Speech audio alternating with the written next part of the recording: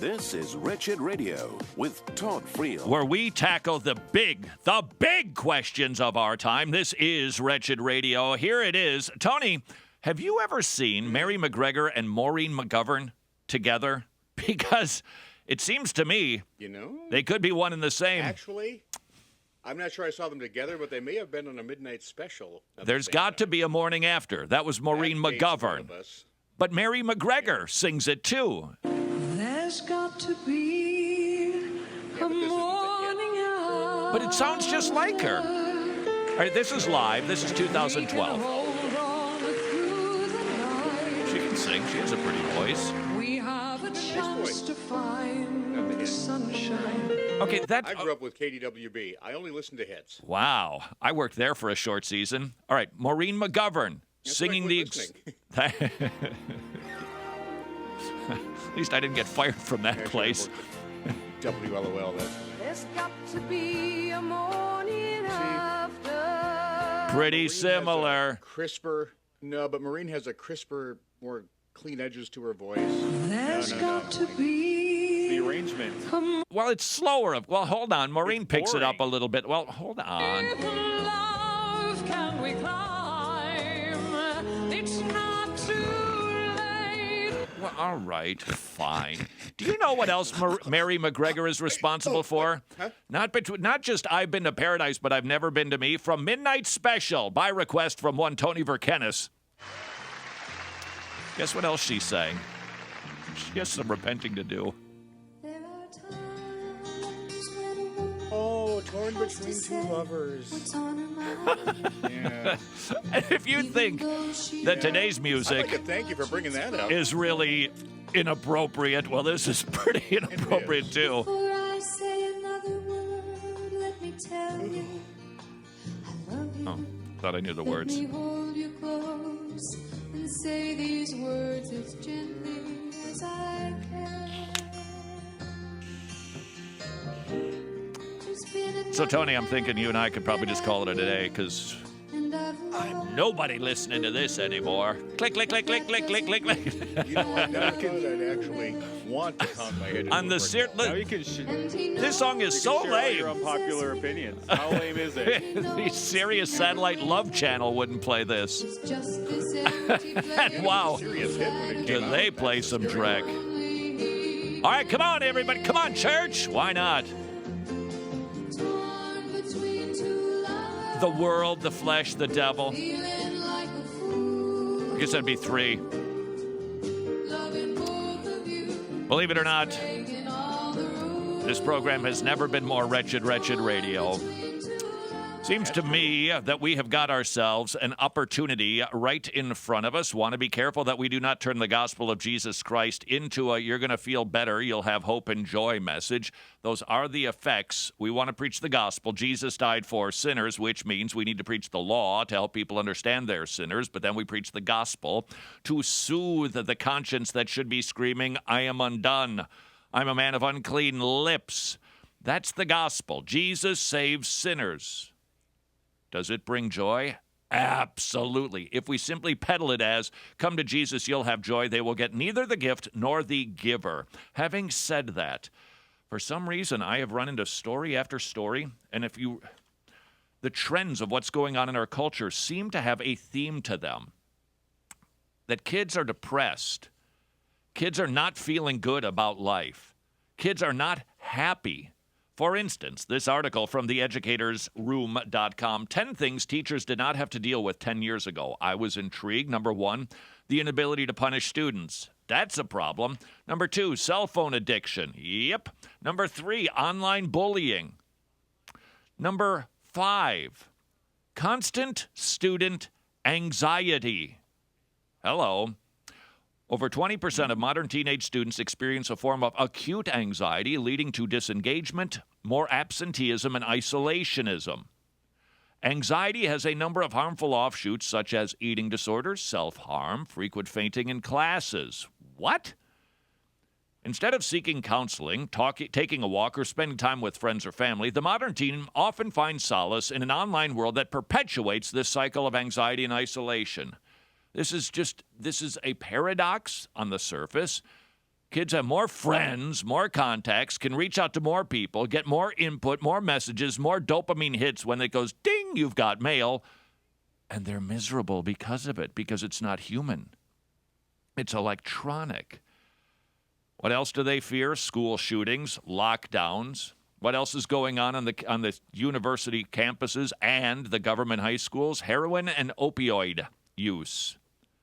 In 2015 alone, more than 33,000 Americans died from opioid overdoses, as we heard from an Andrew Sullivan article in, I believe it was the Atlantic. It was the Atlantic or the New Yorker, I think the Atlantic. Nevertheless, why are people so attracted to heroin? Because it feels good. Not just a buzz, it removes you. There's different highs, I guess. And this particular heroin high makes you feel detached from the world where all of your problems are. They're struggling to cope. Chronic attendance issues were linked to parents' use of opioids. Well, that's terrific. An era of feelings where students are never wrong. Naked utilitarianism in education. In other words, just you become a worker, you do what's right for the masses, and what's right for you is you simply become a worker. Those are the things that the kids are dealing with these days, and they're not happy about it. And I say, what is the church doing?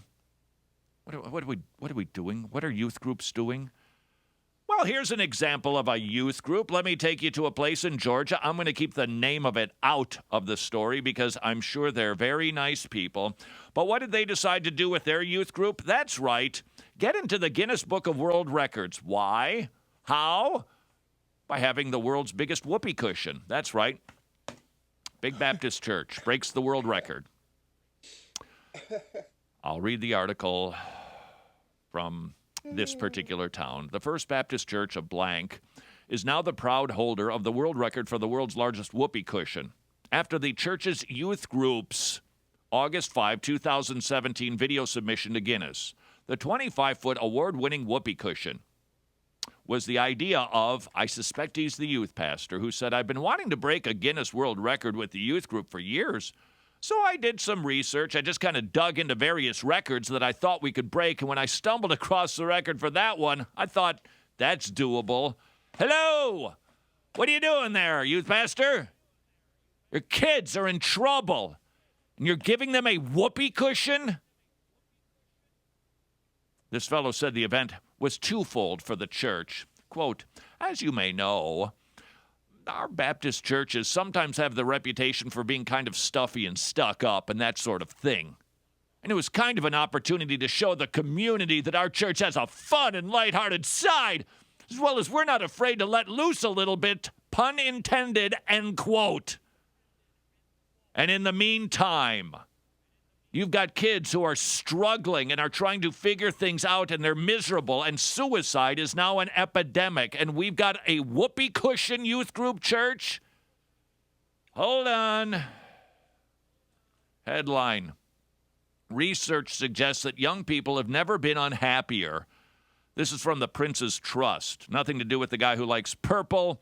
This has to do with the United Kingdom. A new survey found young people's happiness across every single area of their lives has dropped dramatically, and so has the preaching of the gospel in Great Britain. 2,194 respondents aged 16 to 25. They're disillusioned with the job market. They're putting their ambitions on hold.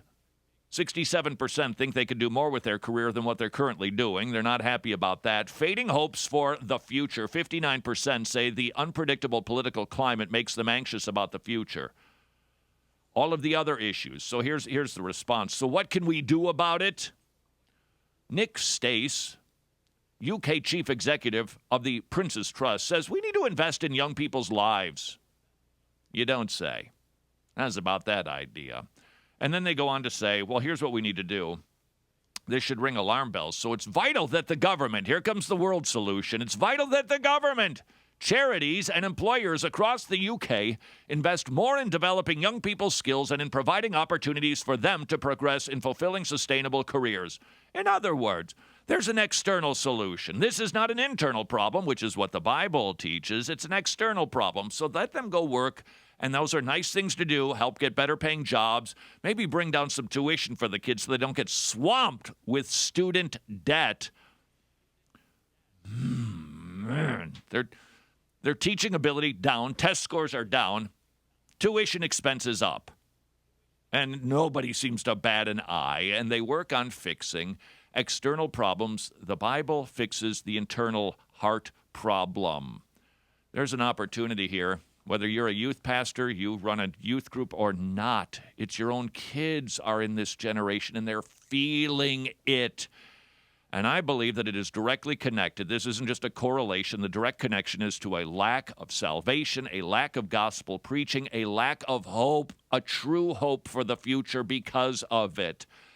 Here it is. It's set up on a T for us. You talk to a young person, ask them how they're feeling. How are they doing? And it will be a perfect segue into the gospel that says Jesus died for sinners and you have a future hope, because they're lacking it right now and the statistics show it. And there's whoopee cushion, church. Until tomorrow, go serve your king. Don't forget, if you would like to hear the entire daily broadcast, simply visit wretched.org, go to iTunes, figure out your favorite Android listening platform, and you can listen to the entire program every single day, downloaded to your listening device for free. Well, thanks to our monthly supporters called the Gospel Partners.